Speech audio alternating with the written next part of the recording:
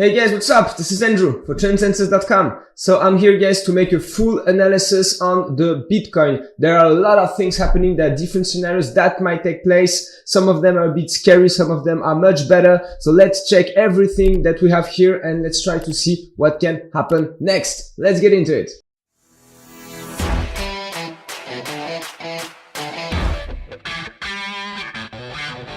Alright guys, so bam. Bitcoin, I'm gonna start. Okay, let's start from this weekly chart. Let's analyze first this move that we have here. So I'm gonna start.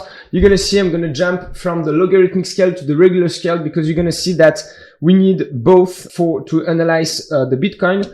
So here, first, we can try to make some Elliott wave counting.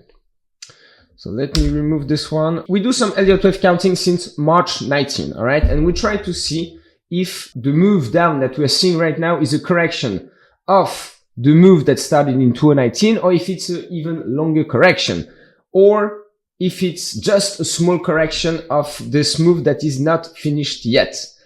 So three different scenarios. I'm going to start with the scenario that I've been showing you guys for quite some time. So in 2019, we started the first wave. We were at 3,000, 1, 2, all right, ABC, 3, with 5 waves, quite clear, 1, 2, 3, 4, 5. Then fourth wave that started in April 21, guys. Last year, we corrected quite strongly from 65,000 to 30,000. And then I was expecting a fifth wave to come, which happened. And the question is this fifth wave complete first?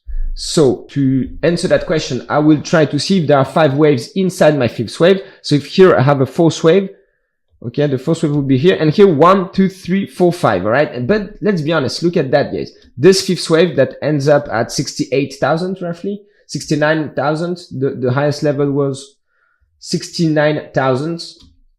Let's see if it respects Fib ratios, because this is the only thing we can do to know if the wave is complete or not. Does it, fit with what we usually see for fifth wave? So to answer that, we're going to measure 1 plus 3. We apply it to the bottom of the fourth as usual, guys. And we check if we arrive to the golden number ratios. And here we actually do, because the 61.8% Fib projections was at, I have here 66,000, but depending on how you apply this wave, so roughly 66,000. So we went to 69,000. So actually, even if this fifth wave looks short, it is respecting Fib ratios somehow, because you know, guys, that fifth wave, they go to the 61.8 or 1.618 or 1 to 1. Right? So we could have gone to 130,000. It was actually my scenario. I thought we would go there right away because, but we had some bad news coming on the global market and some bad news coming on the crypto market as well. So for this reason, the fifth wave was actually shorter than expected, but it's still a fifth wave. All right. So right now, in this scenario, it means that we are actually correcting, guys. Okay. So then if this fifth wave is complete here, 1, 2, 3, 4, 5. And guys, if I zoom out, because we need to really understand where we are, guys. What happened for the past 10 years on the Bitcoin, on the cryptocurrency market, guys? It was a 10-year rally. 9-year rally. All right. 1, 2, 3, 4, 5. And even here, we can try to see if this fifth wave that might be, it's a primary cycle, guys. It's very, I'm here doing technical analysis on a very long period of time, but it's important to understand what, is really happening on this market and what can happen next. So I measure 1 plus 3 applied to the bottom of the fourth. I'm here just checking if the ratios are respected. All right. And here, the fifth wave went roughly to the 3.618. All right. So definitely this fifth wave is valid. It's long enough to be considered as a valid fifth wave, and so a correction might be taking place. So if we are in this situation, we can then check how long. So if we're correcting this entire move, guys, we would need around minimum 1 or 2 years of correction. All right. So this is the first scenario. I'm not saying it's my preferred scenario. It's just one scenario. I'm going to show you the 2 other scenarios very soon. So in this case, first, how deep do we need to correct? To answer that question, you take fibs. And usually we don't go below the 61.8% retracement. So I measured the entire move up, guys, the entire move up for the past 9 years. And the 61.8 is at 27,000, all right? So not that low. So first thing, if we are correct in this entire move up, we would probably go to the 61.8. We have 20,000, so maybe 20,000, all right? I'm here talking about a correction that would last 1 or 2 years. So in the next year or 2 years, Bitcoin to me cannot go below 20,000. It can go to 27,000. Okay. So first information, if we see Bitcoin between 20 and 30, it's a buy. All right. Then this is the first scenario. And once again, this scenario would have actually, this would mean, let me get rid of the fib projections. It would mean that we are doing a wave. All right. And that a B wave is to come. Okay. And then a C wave. So maybe the C wave would go to 29, 26, 27, I don't know, all right? This would be in 1 year. So in any case, okay, we can do a flat, all right? If we do a flat, we can maybe even go right now to 29,000. It's possible, okay? Now, if I zoom a little bit more, I go on a daily time frame. Now we are trying to see, so now I need to switch to regular scale because you can see, guys, this trend line is not fitting well, right? It's full of fake out. If you go on the regular scale, it's perfect. All right. So this is a tip that you can use, guys, to know if you need to use the log or the regular scale. And on Bitcoin, for the very long-term moves, the logarithmic scale is much better. It gives you better breakouts. But for short-term moves like this one, even if it's sharp and we're talking about 50% correction, the regular scale is the one that everybody is looking at. So it's the one that should be used. So here, if it's a wave, A waves usually develop in 5 waves. 1, 2, 3, 4, 5. All right. And this 5th wave should develop in 5 waves as well. So 1, 2, 3, 4, 5. Okay. It might be finished. Okay. It's not easy to say. What I can tell you is that 40,000 is resistance. If we break it, it would probably be the end of the A wave. We would start in this scenario, a B wave. That could go to the 52,000 level, roughly, you know, the top of the force, something like this. In terms of fibs, you see 50, 61.8, around 50, 55, I would say 52. This is my level. If I see Bitcoin at 52, I would sell everything I have. But for now, we're still in the A wave. So the A wave might also go lower. So right now, I think that buying the dip now is not the best thing to do. Buying the dip around 30,000 is great. I would do that personally. Okay, if I see Bitcoin here, I will buy the dip. And if we have a breakout and retest, I would probably buy as well here. Okay, and then I would be a seller around 52,000. So this is for the first scenario. And if we break 30,000, it's still a good buy because we've seen that even if we're in a very long-term correction, going below 27,000 is unlikely. We could go to 20, but this would probably happen in a C wave that would happen in 6 months, not right now. I mean, this is what I believe. Okay, so we have completed this first scenario and we might have a B wave coming soon. And the level to watch is 40,000 right now, but it's a downward sloping trend line, so it's going to be lower every time. So not doing anything makes this level going lower with time, which gives you a better entry if you wait for a breakout. So that's why right now, I don't think it's good to buy. It's better to wait. Then the alternative scenario, guys, look, there is something else. So let me go back on the log scale. Bam. Okay. The alternative scenario is that actually this 5th wave is not complete. This is not an ABC. And look, the second wave here in yellow, it was quite long, right? We're talking about 9 months. And here my 4th wave is very short in time. All right. It's deep, but it's short in time. So what if the 5th wave is to come and this is a massive flat correction? Okay. This could very well be a massive ABC. So the B wave is slightly higher than the beginning of the A wave, but why not? Maybe we are in an ABC and then we would have a 5th wave. And where would go the 5th wave? We use fib projections once again. So we've done that before, right? And we've seen the targets. So this is the alternative scenario. Maybe the larger degree 5th wave is not complete. And we're talking about, once again, we find the usual levels I was talking about before, 95,000, 130,000. Okay.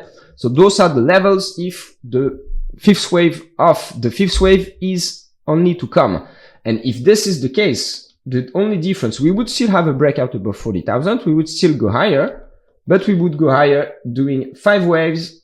Okay, we would do 5 waves up. So something like this. So we would still have a breakout, retest, and then push higher. The difference is that we would go much higher and we would make new high. So the question you might have is, how am I supposed to know if we are doing a B wave and that then we get brutally rejected and go maybe to the 27 area, or if we are doing a 1, 2, 3, 4, 5? That's the question that I think is not easy to answer right now, but we have some hints that we can use. Look, we are wondering if it's a B wave coming or a first wave, fifth wave of a larger degree bullish development. So to answer that question, let's check the B waves we had in the past, because we have here a B wave, here a B wave, here a potential B wave as well. And look guys, and here we have a 1. Okay, let me do the ones, because we are wondering if the breakout above 40 would be a first wave or if it would be a B wave. So let's compare guys. We have different indicators we can use. We're going to use volume and we're going to use momentum and volatility. By the way, I'm making a course guys where actually I use these indicators a lot, and I'm giving you a full step-by-step method to know when the momentum is telling you that a breakout would be successful. Same thing for the volume and same thing for the volatility. So it's going to be like really, really amazing. I'm very excited. It's going to be ready soon. I will let you know guys, but this is the method that I'm going to apply here. So we are wondering, once again, let me just quickly sum up the situation. We're wondering if we are in this scenario, that a rebound will take place soon, whatever happens, maybe lower, maybe now, I don't know, but a rebound will happen, and we don't know if it's going to be a B wave or a first wave. So we compare the B waves here and here. So first thing, let's check the volume. All right.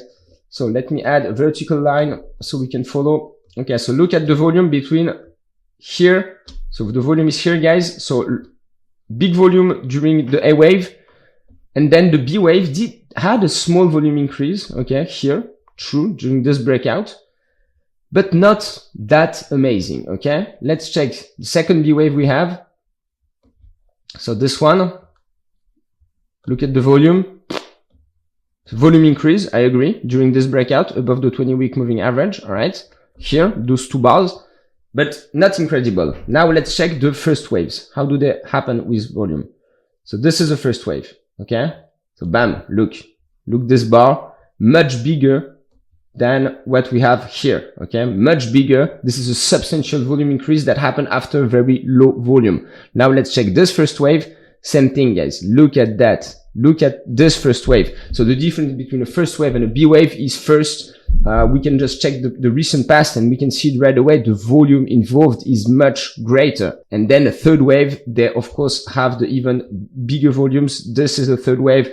It's the highest green bars that I traded. All right, that traded during the third waves. As you guys know, they are the most impulsive and the strongest ones. So first, if we see a low volume coming on this breakout, when I say low volume, look at the volume. It's already very low. So if we have a small volume increase, it would probably be a B wave. It would be a trap, guys. But if we have something really, really big like this one, so you need to compare, for example, to July 20, then it would probably be a first wave. Okay. So then we would enter on a pullback on a second wave. This would be the trade to do. Okay. If we have really a big volume, then what else we can check? We can check the momentum. So to check the momentum, we can use divergences, but I don't want to go into that in this video because it would take too much time, but we can check just simply the moving averages. So you can see this B wave went through, all right, the 20-week moving average.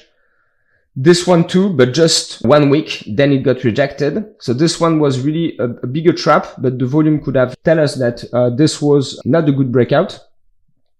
And here we're not even above, okay? I mean, in this little B wave. So being above the 20-week moving average is not a guarantee of a successful breakout, but it's a must. And right now we are far from it, guys, okay? We are very far from it.